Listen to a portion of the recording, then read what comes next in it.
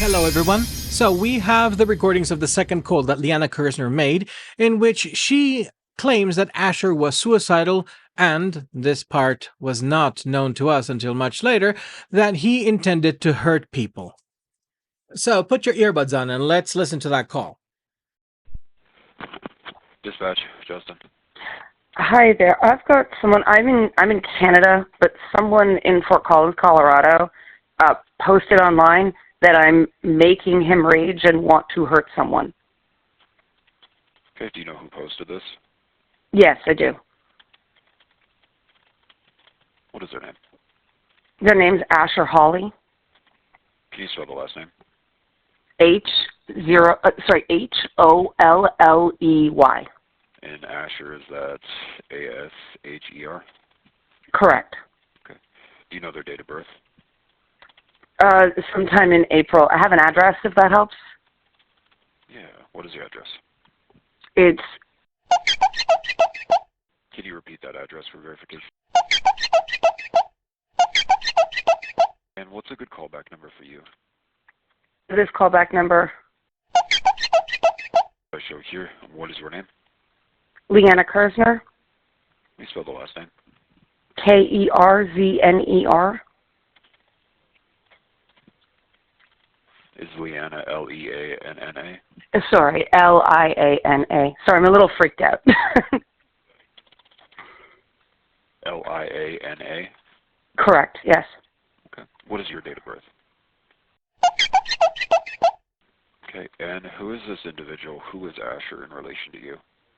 He's my former web host.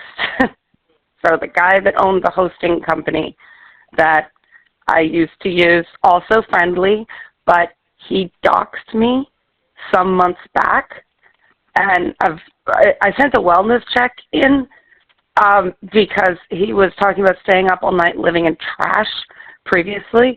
Unfortunately, that just made him worse. This really, really long screed on her, saying in all the unique work she's entitled to the third person. And She's entitled to have him make, so on and so forth. He can't say no to her making him want to hurt someone. okay, are you concerned that he could injure somebody, or are you? I have no idea. I've got a local police report filed with my local police, but I just got off the phone with them, and they said to call you about this. Yeah.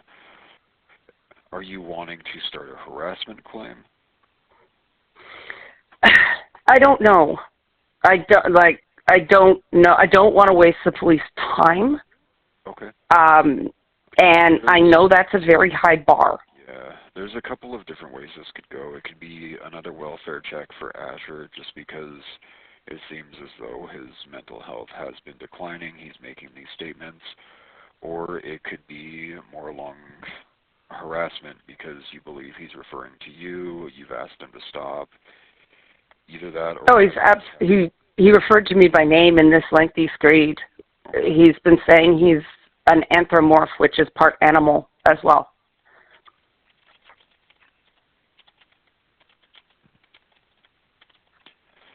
Okay.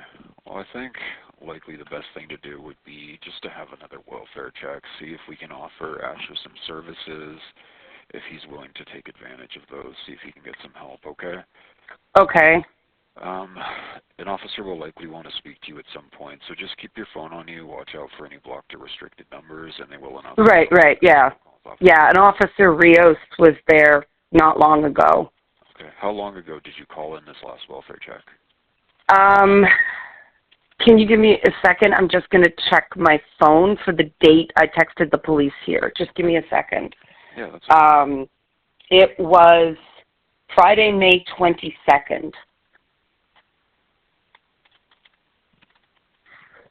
Okay. All right, well, we'll go ahead and get this into the system. We'll see if we can have somebody head out to his home, try to make contact. Okay. Do you know Asher's phone number? Let me see if it's on the stuff. No. And last time they had trouble finding him in the system. I have to give him his husband's name. to find him. So, what social media platform did you see these claims on? I did screen cap them. Okay. Is this on Facebook? No, it's on Twitter. On Twitter, okay. Yeah. All right. Well, keep those screen caps. An officer's going to want to see them, so just keep your phone on you. Okay. All right. Thank you for calling. Thank you. Yeah, bye.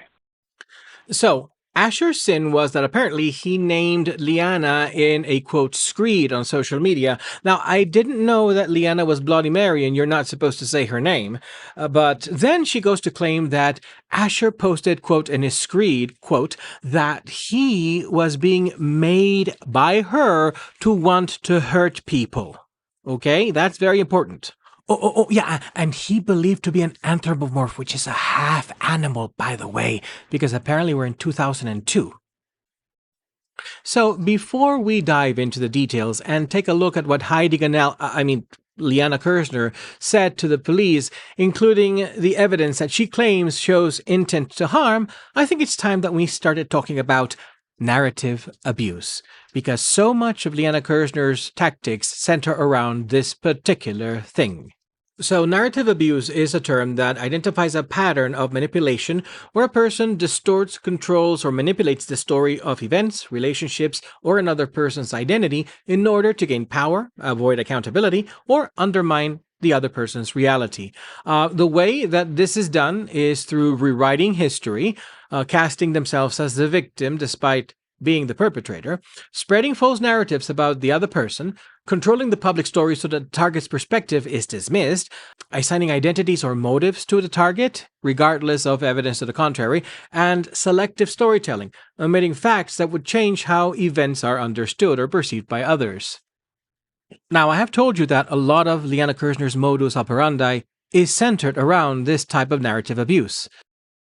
I never make any claims that I can't back up, so I think that an example would be an excellent thing to have.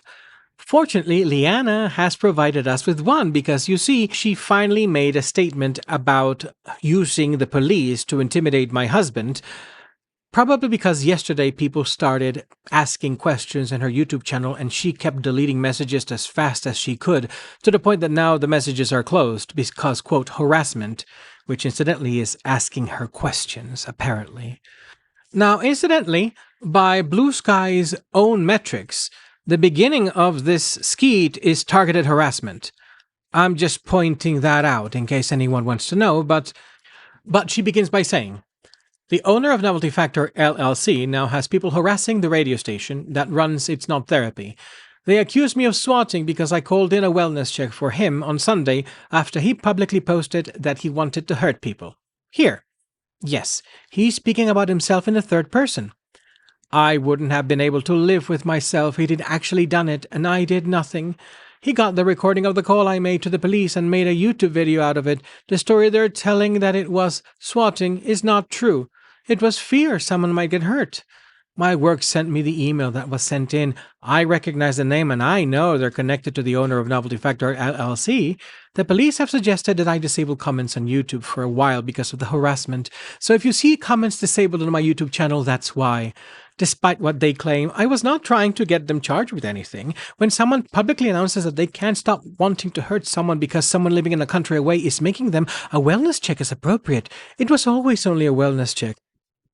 Except that it wasn't always a wellness check because on the first call you were trying to actually press harassment charges and the police told you that you couldn't be anonymous with them, so then you pivoted to a wellness check, which is in the call. So we know what you're trying to do.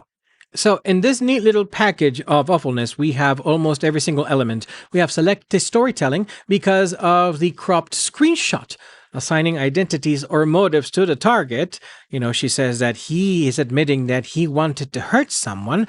And also using the Batman crazy identity. He's talking about himself in the third person. How weird is that? Who does that? Casting herself as the victim. Oh no, I was concerned I couldn't live with myself if he hurt someone. controlling the public story, which we'll get into very, very soon, and of course, spreading the false narrative. This entire thing is a false narrative. Now, first things first, Asher has never been a threat to anyone in his life.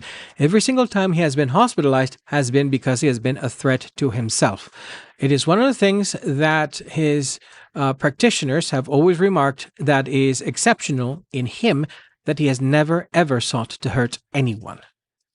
And every person who knows Asher knows that. In fact, that's something I told Liana Kerzner many, many times. But of course, and I have already proven that this woman knows things, and I prove that she knows things, but what she does is whatever is necessary to service her story and her image, especially if it takes inconvenient people away. So let's take a look at that weird third-person segment that Liana Kerzner excerpted and claimed clearly was a sign of instability and therefore bad crazy man good, yeah, or whatever. Well, that is something called Iliism. Now, Liana Kerzner should know what that is, and why I say that is something we'll get into later, but it is a rhetorical device, one of Asher's favorites. And why is that device used? It is a rhetorical device in which the speaker begins by personalizing himself or herself by saying me and I, and then in a few sentences, or even just one if they're particularly skillful, they essentially start referring to himself in the third person, and now become a category, so that, for example, the events being described or the actions taken by that individual or done to that individual can be examined by themselves. The structure is what becomes evident instead of the personalized section. Now, Asher uses it here, and he uses actually Iliism very frequently when making arguments of this sort. Liana Kerzner knows this, so this is malicious and deliberate selective storytelling.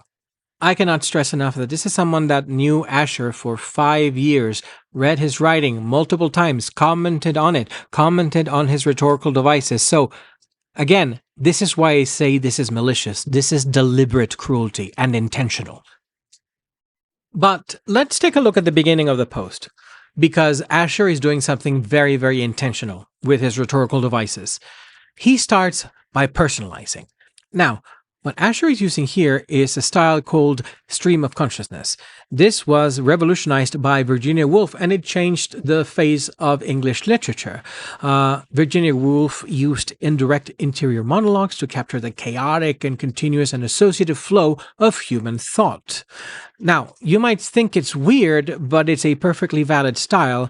Just sit down and read Mrs. Dalloway or To the Lighthouse, for example, which are considered masterpieces of English literature. Now, the reason Asher is employing it here is for one very specific and ironic reason, because you see, Liana Kerzner has taken to stalking Asher's tweets, and she has taken to screenshots out of context to make him look ridiculous or to impute meanings into what he's saying that aren't there. In fact, if you look at that screenshot that she took, you can see over there hints that this is not actually the full story that she's trying to tell you. But of course, if you're a member of her audience, you probably aren't asking too many questions. Now, Liana Kerzner wants you to suspend your disbelief and somehow believe that a person writing in the third person is a barely unhinged, bad, crazy man. Now, this is amazing because this suggests that Liana Kerzner forgot that she was Jewish. And why do I say that? Well, it's because Iliism happens all the time in the Talmud. Iliism is used extensively, often taking the form of the speaker utilizing the expression Hahu Gavra, that man, when referring to himself. Wow, what a weird man writing about himself in the third person, right? Somebody get me a Ouija board so we can call a welfare check on him. But let's take a look at what Asher is doing. Asher says, I actually hope that you getting a refund from my company would sever the relationship you had with it in your mind. It's clear to me. And here he starts using the Iliism. They're profoundly mentally ill, hateful, incompetent, so incompetent that I rage when you agree with me on that because It just doesn't make any sense. But it's nevertheless always true. But you're not going to post receipts because you don't want to perpetuate doxing actually vulnerable people who have experienced actual real pain. The Microsoft Enterprise Exchange expert who owed you DNS entries you weren't paying for, the ones you announced you yourself were switching but didn't for months despite simple instructions at the domain that his husband could follow too. If he weren't for you deciding for him, he couldn't. The one that you called a threat, the one who needed you to do nothing on your website every second. Well, you can see that what he's doing here.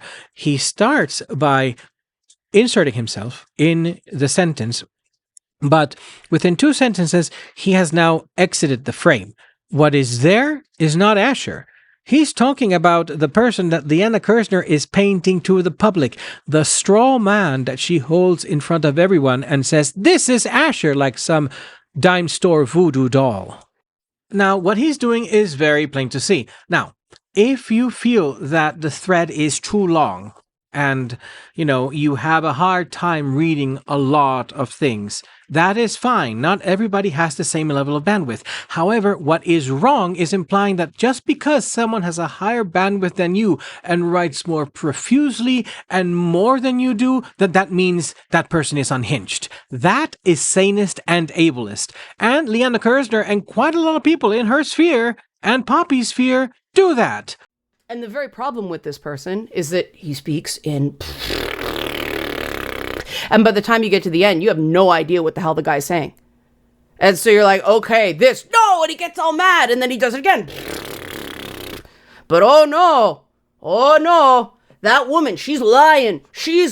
I was clear, she's lying. She's coming at me.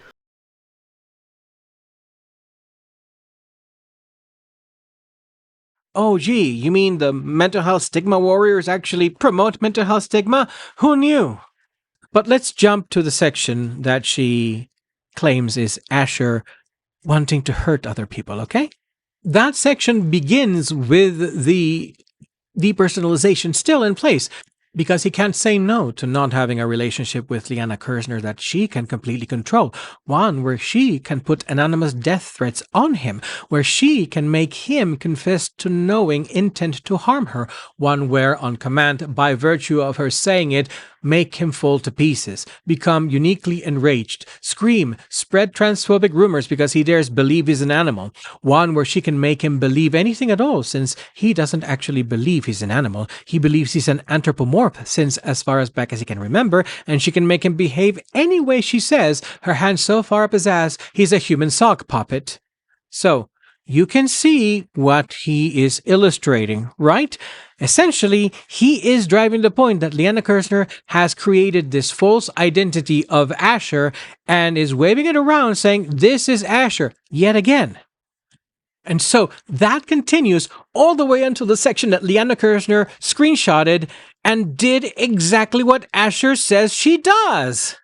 As demonstrated precisely, exactly, without question, in all the unique rage she's entitled to make him have, all the self-loathing she's entitled to make him take out on others, all the cruelty she's entitled to make him be motivated by, when he can't say no to her, making him anthropomorphize his mental health condition and swing it around like a weapon whenever he feels like hurting someone, and when he can't say no to her, making him want to hurt someone whenever she feels like it. So, you saw what he did there?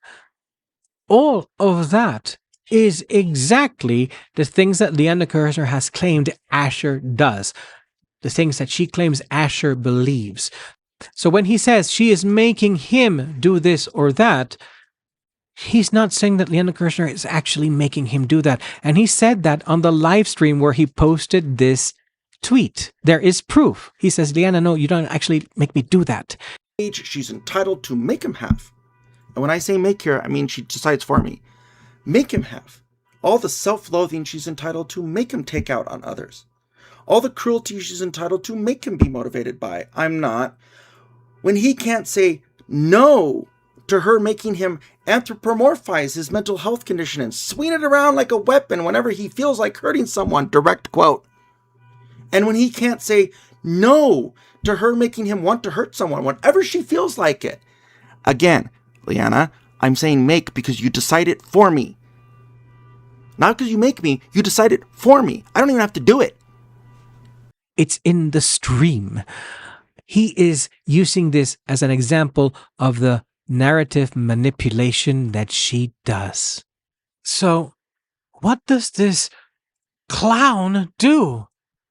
She goes and does exactly what Asher says she does. Man, talk about a trap card. QED right there. In her zeal to get the narrative abuse served hot and ready, she went out and outed herself. If only she had paid attention to the live stream, then maybe her ass wouldn't be hanging out all over the place. So the cincher is that section that Liana decided was the death threat. Well, that's a direct quote of something she said in the very ugly fight, right here, where she was deciding things for Asher yet again. So she completely failed to recognize it. So Liana Kerzner has kind of quoted herself as a death threat. I guess I should call a wellness check on her because now she's making death threats. That's how it works, right? Funny jokes aside, though, this is someone who just tried to get my husband in trouble by saying that he was planning to hurt people. That's why 3 policemen showed up to our doorstep. These people were prepared for someone who might be violent. And Liana Kerzner admitted that policemen are usually not trained to deal with mentally ill people in crisis. They are trained to fear, not de-escalate, in her own words right here. So what was she expecting? Okay, let's entertain the benefit of the doubt. Not really, I don't think she deserves it, but just as a thought exercise. Let's say that she was confused by the rhetorical device, right? But Mary Jess, you ask me, how was Liana supposed to know that all this was a rhetorical device? She's just a humble peer counselor in Canada. She doesn't know about rhetorical devices. Well, let me tell you something. We're also talking about someone who cites Salinger as one of her favorite authors, and she derived her username from Kafka's The Trial. So no, I am not buying that for 1 minute. This is someone who has read Plato's Apology of Socrates, and Socrates uses aliasm multiple times when defending himself, and even when trolling the Athenians at one point, when he suggests that his reward should be free lunches for the rest of his life, instead of the death sentence. Now that is the art of the deal. Well, all this talk of literature aside, let's go back to narrative abuse, and let's check off Chekhov's checklist. All right, classroom, do you see an example of assigning identities or motives to the target regardless of evidence? Yes, Timmy in the back. You are right. Yes, Liana Kerzner, essentially using very, very stigmatizing language, asserted that Asher was essentially suicidal and homicidal, while also being delusional enough to think he is an animal, which, incidentally, you gotta ask yourself, if other kin and Therians are sane and, you shouldn't be afraid of them, why did she mention that to the police? Let's hear that again. Either that or Oh, he referred to me by name in this lengthy screed. He's been saying he's an anthropomorph, which is part animal as well. Yep. Bianca, I don't think this person is really your friend. Not when the going gets tough. Same to Monkey D. Lemur, Be careful. All right, good job, Timmy. So, can anyone find examples of selective storytelling or controlling the public story?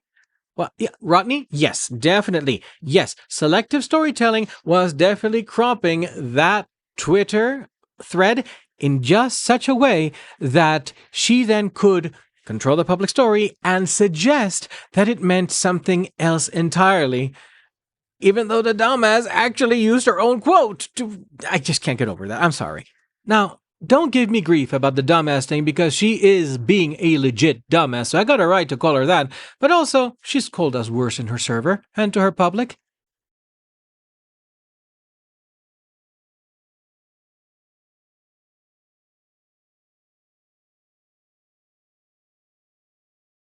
But the stupid motherfuckers took the bait and shat the bed. What about rewriting history? Oh, well, what she said to the police? Think about it. He asks her, how do you know this individual? And she leads, just like with the first call, that she is an ex-client of Asher's. This time, at least, she mentioned that they were friendly. Yeah, what the fuck does that mean? He saw her every day at the office and they waved at each other? No, she's completely leaving out the fact that we were friends for 5 or 6 years and that at certain points of time we were talking daily. She's leaving all of that out. Just like she claims that everything that we revealed about her, revealing information about Liana Care's clients, was a privileged business information because apparently those were business talks and it was a business relationship. No, it wasn't. And I can show the logs to prove that it was just casual conversation between Asher and Liana. What was that? Oh yeah, spreading false narratives. So I mean, this whole thing is a false narrative. But that is a very good question, Lois.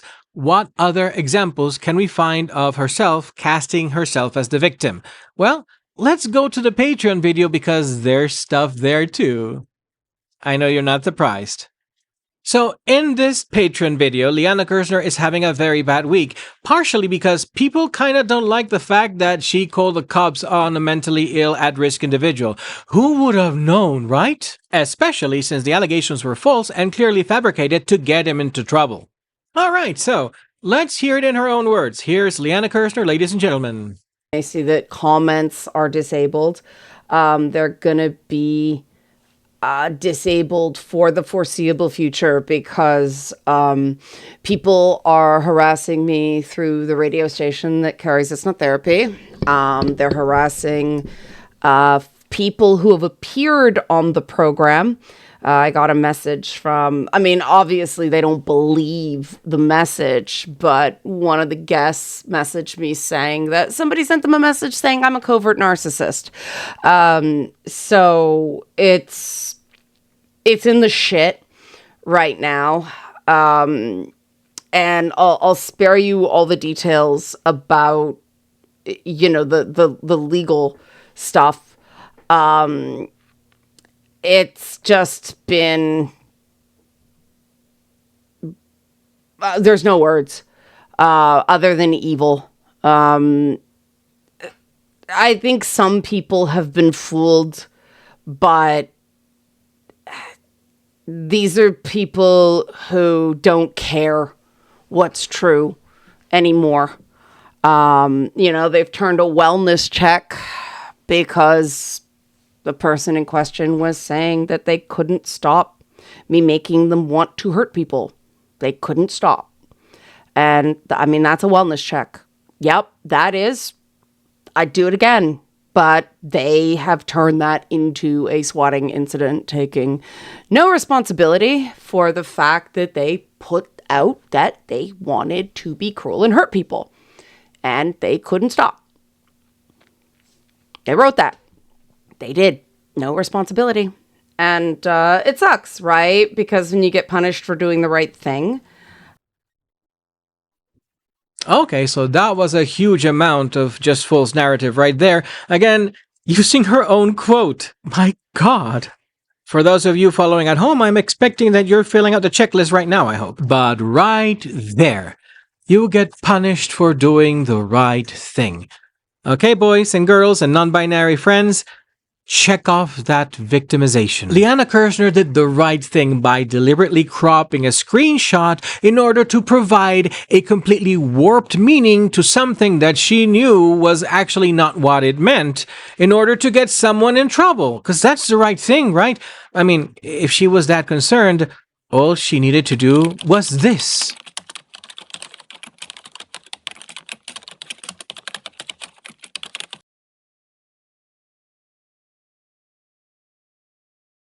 But why confirm anything when you can just jump on your unacceptable lack of impulse control and just go ahead and fly on an assumption, right? What's the worst thing that could happen?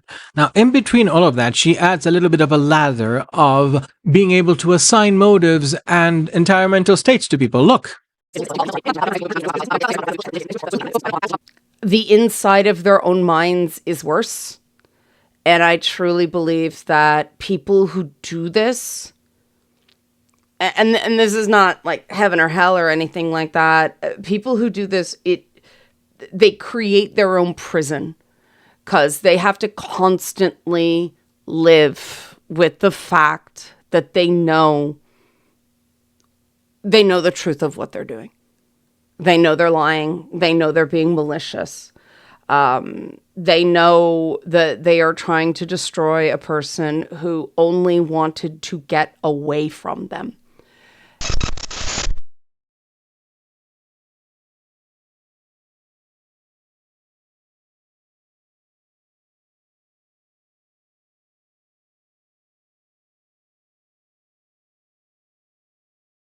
And,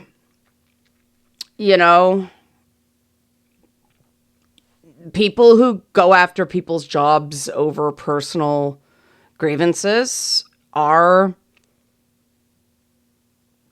terrible people. It's kind of interesting that she says that people who go after people's jobs over personal grievances are terrible people because it's malicious and wrong.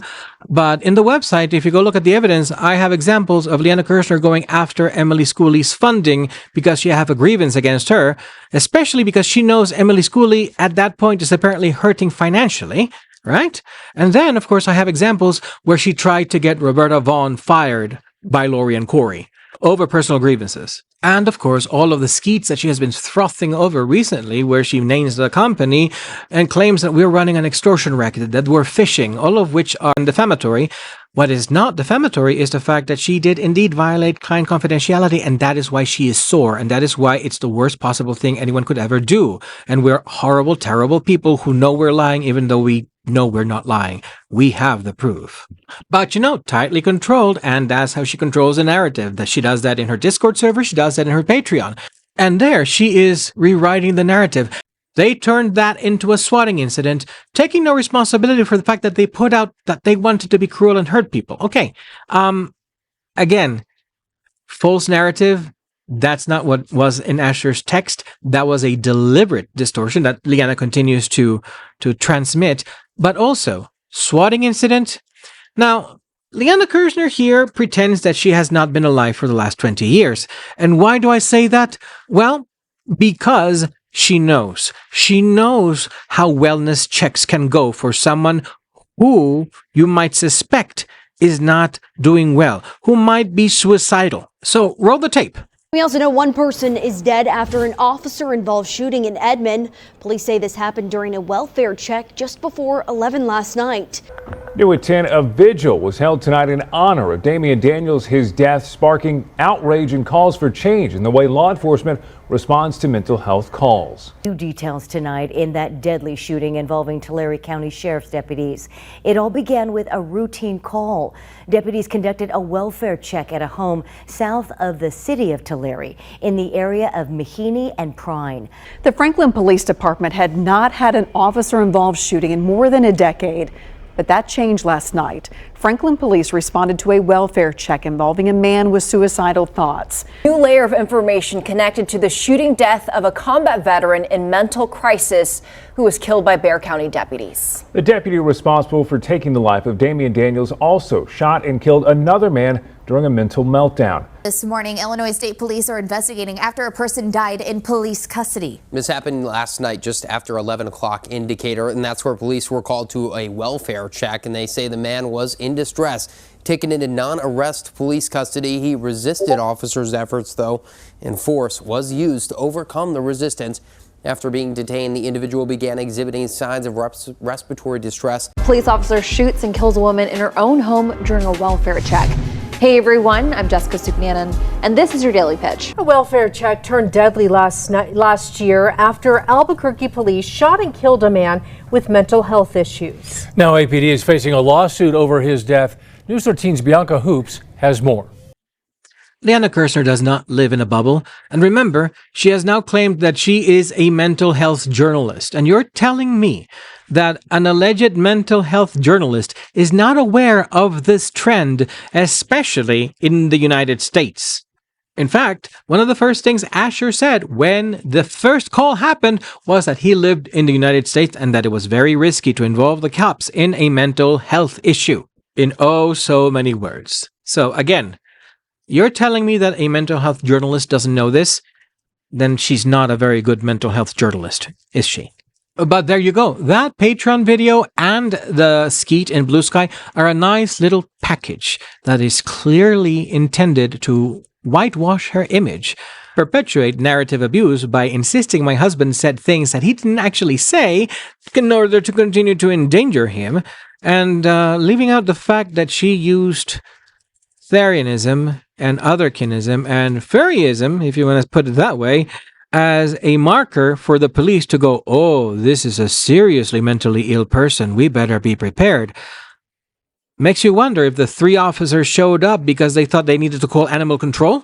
Liana Animal Control Kerzner. It has a nice ring to it, doesn't it? I wonder what the furries in the audience think now that they know what she thinks about them. Or the fact that she'll mention it to the cops if they piss her off. But that's not where the narrative abuse ends, though. In the subsequent Feedback Friday video, Liana Kerzner goes on the attack. Now, this is one of the things that she says. Doxing. As I was now. Like that's how this whole thing started. These people doxed me. Okay, so this claim is actually false. This all started from Liana Kerzner making a false statement of fact regarding the cancellation of the game Song of Sparkle Muffin, wherein she blamed all of the delays on my husband's mental health status without ever touching upon the delays that on her end happened because of her husband, according to her. The entirety of the cancellation video was designed to vilify my husband and put everything at his feet and my feet. When we started speaking up after we were identified online, Liana Kerzner then proceeded to issue several damaging statements about my professionalism that were not factual regarding the development of the game on her server, which I have cataloged in here. And for each one, I have shown documentation that proves that her statements are lies. Now, she claims that we have doxed her by showing the chats where she was incredibly abusive to my husband. We did that 6 months after the cancellation video. And only after we asked for 6 months for the record to be clarified. Now, Liana Kerzner claims that that is doxing, including, say, the revealing of very private and embarrassing information. Well, I have proof here that she actually doxed us before we did anything. Here she is sharing personal details about my husband's sexual trauma as a child from January of 2025. And here she is sharing details about our marriage and about the conflicts that we were going through that were privately shared with her as friends. And Liana Kerzner can claim that that server is private, but it is not. You can access it on Patreon for $1. Not only that, but since it is a paid environment that about 100 people have paid to be in there, that constitutes a place of publication. And it is such a private place that a random troll on Twitter threw the screenshot of my husband's sexual trauma being discussed by Liana Kerzner in his face. And it wasn't one of the screenshots that we had.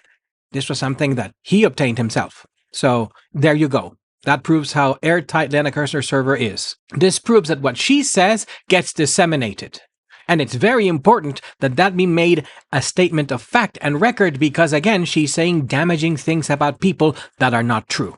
And then, when people get angry and demand restitution and they try to set the record straight in public because she will not do it herself, she claims that she's being abused, that she's being targeted, that she's being doxxed. Once again, Liana Kerzner is Darvoing. She is the one who has constantly been escalating. And all we have asked for is that the record be cleared and that a truthful accounting be given. And she refuses at every turn. And then when we meet her, because we will not be buried, we will not have our voices erased, she claims that we are targeting her and that we are abusing her. That is the methodology of the abuser. She weaves an enormous amount of lies that then require the people to either give up and let themselves be buried or clarify, which requires a lot of documentation, which she then calls doxing. And then she pivots to her audience, asking for sympathy, playing the victim, while also being incredibly cruel and performing deliberate assassination of people's characters and putting them in danger. For example, here she is, implying that Asher talks like a serial killer, according to, quote, people in the know. You know, when you start getting comments, when people see the stuff that's been put up and, you know, people in the know say he talks the way serial killers talk, that is sobering, and that makes me glad I called the police. Notice she never talks about who these people are. Asher has been seen by professionals for over 20 years, extremely qualified professionals, far more qualified than Liana Kerzner, and not a single one of them has ever mentioned that. And that's because these people are actually intelligent, prepared professionals with degrees who have studied this for years and can identify, for example, ADHD-style communication from serial killer. And that's how she can get away with this. Here she is mocking Asher. You know, and these are people of, yes, officer, I understand I have mental health problems, when the cop's right there. Oh, poor, yes, I'm in therapy. Yes, I know I have problems. I'm struggling. Go freaking crazy. How dare she on the internet the minute the cop's back is turned. That's seriously who we're dealing with here. And that, oh, yes, officer, I realize I have mental health problems. I'm working on them.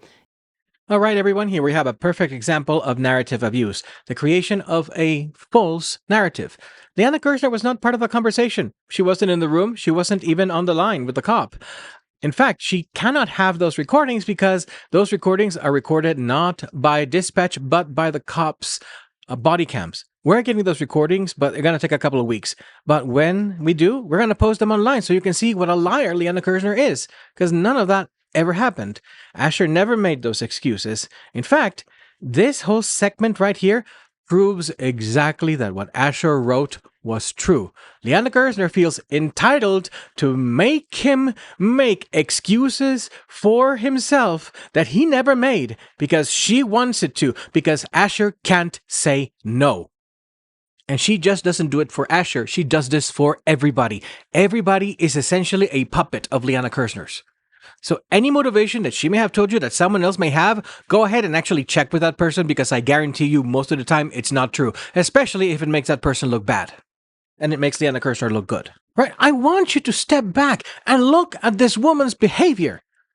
Look at all the times she is nasty, cruel, mean, demeaning to people with mental health issues who have beef against her. It's always people who have issues with her, and nobody ever asks, why do they have issues with her? I'm showing you now. This woman is an abuser, and this is a woman who pivots into the victim role as soon as things don't start going her way. And people don't like what she did to Asher, and they have a reason to, because I've already shown you that she's deliberately trying to endanger Asher, and she's trying to railroad him into essentially being suspected of a serial killer. And also take a look. Another abusive behavior is that she tries to minimize the risk that she puts people in when she says, oh, don't worry, it was a white person. There was no risk of that happening. It was the right thing to do. And before you say anything, no, these were not, this was a white person. So there isn't, the fear of that. Yeah. White people get killed by police too during mental health checks. And in fact, Asher isn't just a white person. He is a queer individual, an at-risk individual, mentally ill individual. All of those are endangered categories. And he's married to a Latino. Hello. Notice she doesn't mention that. That's selective storytelling yet again. This is all narrative abuse. And she does this 3-4 times a week in front of everybody's eyes.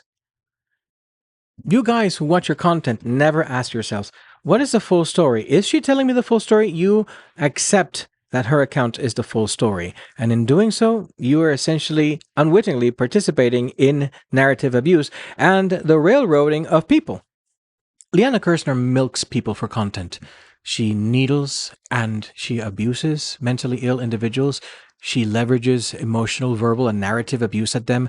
And when they start exploding, then she pivots into being the victim, that she's being harassed, that she's being targeted. And nobody seems to notice all the things that she does in order to bring this about, because so much of that is deliberate needling. Couple that with all the lies and the narrative abuse, and you have someone who should never, ever be in a position to guide or counsel anyone who is mentally ill or neurodivergent. And notice here, when she calls Asher a liar, it was not a SWAT, you liar. You know what you put online. You know what I responded to. It was right in the call that you got and you put on the internet. You said you wanted to hurt people. We know what she responded to. Do you? Did you when you watched that video? Or did you take her word for it? Now that I've shown you what she responded to, that's a whole different picture, isn't it? In fact, most of her community will never ever look at both sides of any story involving Liana Kerzner because she tells them they're lying from the very beginning. That's what a siloed environment is. And I think it is very interesting that Miss Journalistic Integrity here actively discourages people from ever looking at both sides of any situation that involves her, where there is evidence that she is actually in the wrong for a lot of things. Now, you'll remember in the accountability section, I have taken accountability for the issues with development that were my responsibility. She's never done that.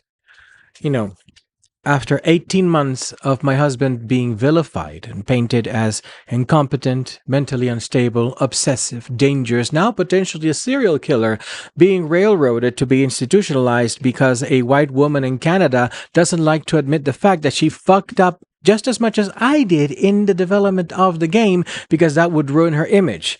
And in order to maintain that aura of perfection, flawed perfection, because of course she says that she doesn't believe in perfect, but again, when the fuck has she actually ever admitted to say all of the lies that I have proven in the development logs, all of the 11 claims that she has made about the development of the game that I have proven to be false, all of the misdeeds that she has done regarding her Liana Cares clients, all of the privacy violations there, all of the doxing by her own admission of what doxing is that she did of me and Asher on her Discord server before we published anything online. After she has called the police on him twice in order to endanger him and shut him up. You know what the greatest tragedy of all of this is?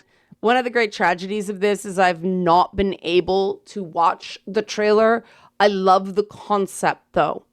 Obviously, they have already said, yes, there will be more Kratos games. And I really don't mind standalone games like this. I really enjoy the gameplay in the God of War games. And I think everybody's curious about Laufey, about Faye. We saw her in snippets based on Kratos' memory, but then we found out in the game she had this like warrior past before she sort of met him and settled down. So if that's what the game's about, that's going to be really, really cool. I'm stoked. Like I'll just play anything the God of War team puts out. I've liked every game they put out, every single one, even the ones that other people didn't like. So that's my thoughts.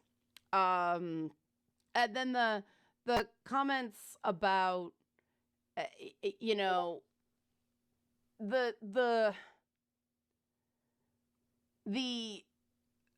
constant twisting of the narrative regarding gamers. One person said it, I'm like, ooh, but no lies detected. It's like if the online progressive space has spent their... Look at that. What is that? She doesn't deserve that Grogu.